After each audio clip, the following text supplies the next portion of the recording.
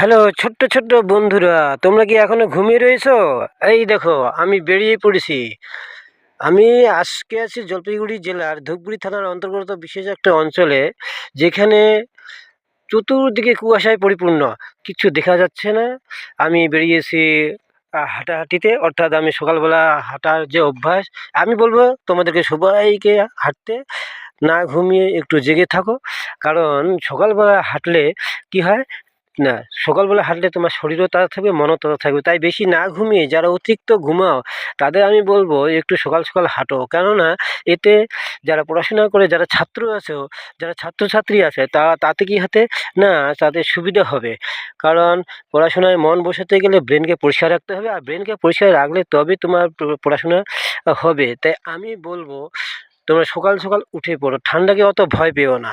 তাই ছোট ছোট বন্ধুদের কাছে আমি বলছি, তোমরা বিশেষ করে যারা মাধ্যমিক দিবে, যারা পড়াশোনা করছো, এ ধরো ক্লাস 5 থেকে একদম মাধ্যমিক পর্যন্ত যারা স্টুডেন্ট রয়েছে, তাদেরকে আমি বলব একটু সকাল সকাল উঠতে। এদিকে রাত 11টার মধ্যে ঘুমিয়ে পড়ার পরে, তারপরে 4-5 ঘন্টা ঘুম যেমনি হয়ে গেল, ভোর 4টায় উঠো।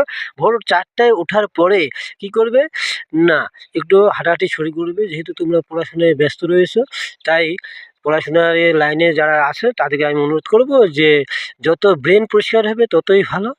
তো একটু হাঁটাহাঁটি করলে হবে কি না, এই ভোরের যে কুয়াশাটা, সেটা তোমার কি সকালের বেলা তোমার শরীর, মন এবং তোমার যে চোখ, সব কিছুই তাজা থাকবে। তাই আমি বলবো বেশি না ঘুমিয়ে তোমরা উঠো এবং পড়াশোনা করো। ভোর 4টা থেকে যদি পড়াশোনা করো তাহলে ব্রেন পরিষ্কার হবে।